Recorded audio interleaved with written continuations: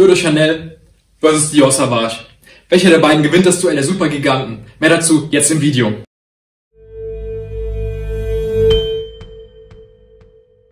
Wir beginnen direkt mit dem genialen Bleu de Chanel. Der Duft ist seit 2010 auf dem Markt. In den Kopfnoten haben wir rosa Pfeffer, Vetiver und Zitrus. Das Besondere an dem Duft ist, er ist universal einsetzbar, er ist überall und er ist der definitive Topseller auf dem Markt. Der Bleu de Chanel ist ein Superstar. Das Ding riecht hammermäßig frisch, das ist universal einsetzbar, das ist der Office-Killer. Das Ding riecht den ganzen Tag unfassbar gut. Wir haben hier diese Zitrusnoten gepaart mit dem Pfeffer. Das merkt man am Anfang sofort, dass dieser Pfeffer sich mit den Zitrusnoten hervorsetzt in der Kopfnote, direkt einen umhauen. Das Ganze wirkt zwar synthetisch, trotzdem wirkt es einfach unfassbar wärmend. Es wirkt unfassbar schön. Man nimmt den ganzen Raum ein. Im Hintergrund haben wir Noten wie Ingwer und Weihrauch. Das runden den ganzen Duft ab. Es gibt dem Ganzen noch so eine Würze, auch eine Holzigkeit im Hintergrund. Das macht diesen Duft sehr rund. Das macht den Duft sehr konzipiert, sehr schön. Das Ganze gibt dem noch so einen Unterbau. Es macht seriöser. Es hebt es noch so ein bisschen nach vorne. Es gibt dem Ganzen einfach diesen Punch, diese Zitrus im Hintergrund, diese geerdete Note. Das ist einfach der Hammer. Fangen wir also direkt mal an und sprühen ihn auf unsere Haut.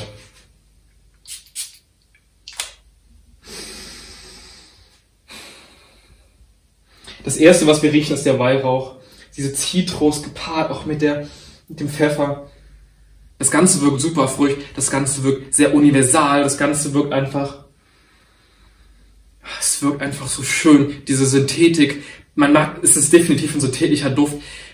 Es ist so angenehm zu riechen. Es gibt dem Ganzen dieses Runde. Es gibt dem Ganzen so was Professionelles. Es riecht einfach geil. Man möchte einfach mehr davon riechen. Diese Grapefruit, die damit rauskommt, die Zitrone, der Ingwer, das macht das Ganze so frisch. Es gibt dir einfach diesen frischen Kick. Wenn du das morgens aufsprühst, hast du direkt schon Bock, den ganzen Tag den Duft zu riechen. Durch den Pfeffer, durchs Vetiver, durch den Weihrauch gibt das Ganze dem einfach Erde, macht es das Ganze einfach ein bisschen seriöser, gibt dem Ganzen nicht nur diesen frischen Kick, der dann doch vielleicht einfach über den Tag über verfliegen würde, gibt dem einfach so einen Backbone, gibt dem Ganzen einfach diese Feste, dieses Stabile, dieses Seriöse, das, was man bei Chanel erwartet. Auf meiner Haut hält der Duft etwa so 8 Stunden, wenn wir daran riechen.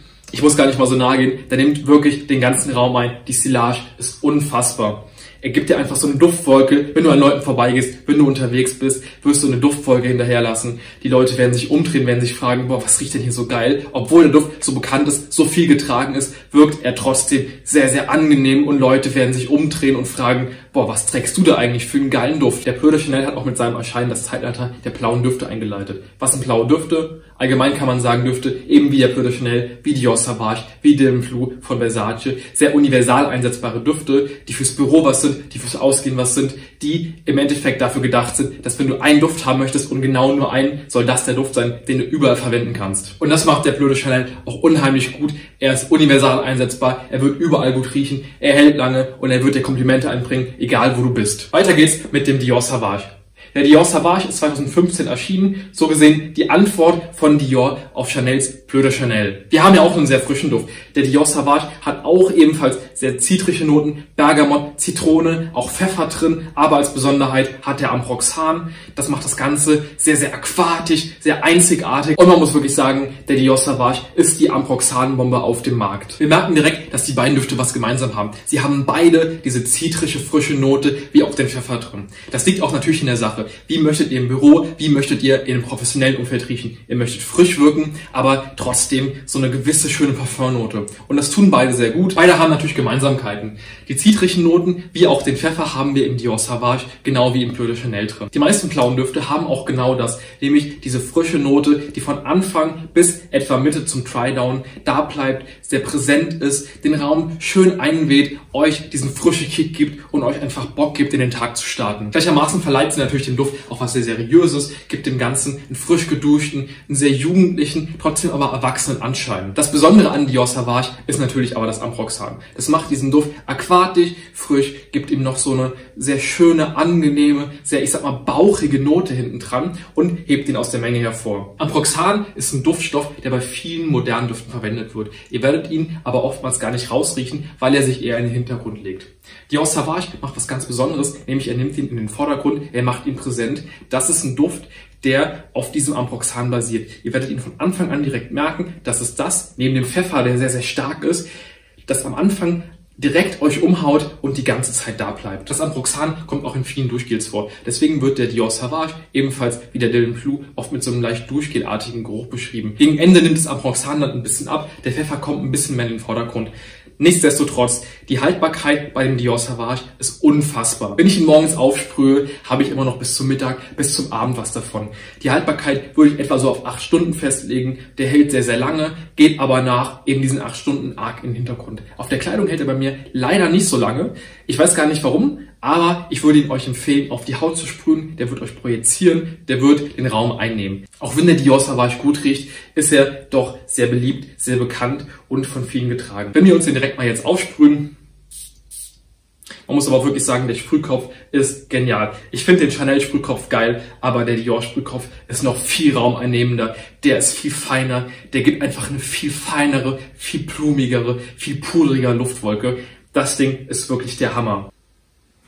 Boah, das Ambroxan ist direkt im Vordergrund. Am Anfang ist wirklich nur das Ambroxan riechbar. Das ist auch, weil das in so einer hohen Konzentration darin vorkommt, einfach direkt da, direkt präsent und haut euch direkt volle Kante ins Gesicht. Wir haben aber langsam so dieses Pfeffer, das rauskommt. Auch diese Zitrus. Das wird am Anfang komplett begraben von dem Ambroxan, nimmt aber dann immer und immer mehr zu. Oh, geil. Es wirkt sehr, sehr bürolastig. Es wirkt wie frisch geduscht. Nicht ohne Grund heißt Dior Sauvage wild. Der Duft wirkt zwar wie frisch geduscht, aber wie so was sehr Wildes, was so ein bisschen ausbrechen möchte aus diesem Duschgel-Image. Das Ganze wirkt durch diese hohe Ambroxan-Konzentration mit der frischen Zitrus, mit dem Pfeffer sehr wild, sehr rebellisch und gibt euch einfach dieses Punch. Auf meiner Haut ist es aber leider so, dass der Dior Sauvage kürzer hält als der Bleu de Chanel. Ich weiß gar nicht warum, vielleicht kann es auch sein, dass ich einfach noseblind werde. Die Komplimente kommen natürlich nach 8 Stunden des Tragens dann doch eher weniger, weil der Duft bei beiden einfach im Hintergrund liegt. Trotzdem ist die Haltbarkeit sehr gut. Wir haben hier etwa so 8 Stunden, das heißt, den ganzen Arbeitstag wird er euch ohne Probleme begleiten. Die Silage ist in meinen Augen bei dem Dior Sauvage auch ein bisschen kürzer als bei dem Bleu de Chanel. Wir haben hier etwa so 8 Stunden, den der Duft halten wird. Den Raum kann er doch ganz gut einnehmen, aber eher am Anfang. Das Ambroxan haut einen am Anfang wirklich um, der ganze Raum riecht danach und das riecht auch der ganze Raum hier gerade wirklich. Trotzdem nimmt dieses Ambroxan, wie auch schon eben beschrieben, nach einer kurzen Zeit sehr, sehr stark ab, geht eher in den Hintergrund und die Zitrone und der Pfeffer kommen nach vorne. Das ist nichts Schlechtes, der Duft wirkt dadurch noch interessanter und entwickelt sich über die Zeit wirklich sehr, sehr schön, aber er wird dadurch natürlich schwächer. Was lohnt sich also mehr, der Bleu de Chanel oder Dior Sauvage? Natürlich muss ich sagen, ich empfehle beide Düfte. Ich habe beide Düfte, ich finde sie geil und empfehle sie euch zu kaufen. Die könnt ihr jeden Tag benutzen, das sind wirklich Düfte, die gehen immer. Wenn ich aber vor die Entscheidung gestellt werden würde, welchen Duft möchtest du haben, würde ich mich für den Bleu de Chanel entscheiden. Das liegt daran, dass der Duft den ganzen Tag hält, sehr präsent ist, den Raum sehr einnimmt und in meinen Augen auch viel mehr Komplimente bringen wird. Er wirkt seriöser, er wirkt noch ein bisschen älter, er wirkt, während der Dior Sauvage auch von sehr jungen Menschen getragen werden kann. Ich würde sagen, so ab 15 geht das schon los. Er wirkt doch sehr wild, er wirkt durch dieses Duschgel sehr professionell, aber trotzdem durch eben genau diese wilde Note, durch das Pfeffer, sehr rebellisch und passt dadurch auch zu jungen Leuten. Bei dem Bleu de Chanel, das geht eher so ein bisschen später los, würde ich sagen, so etwa ab 20 kann man den tragen, sollte man den auch tragen.